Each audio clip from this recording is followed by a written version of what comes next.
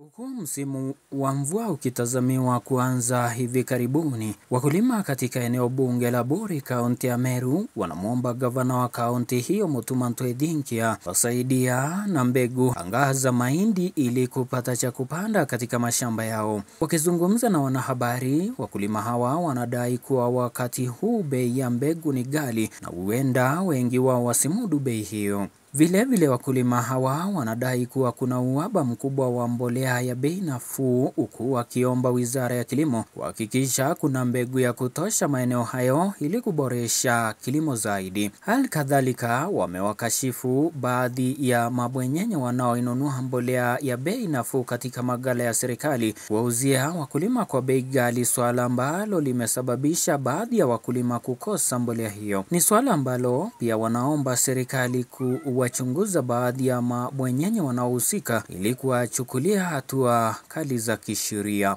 Nikiripotia Radio Hashe kutoka eneo bunge la Buri, kaunti ya Meru, jina langu ni Mothe Kaindigo. Huku msimu wa mvua ukitazama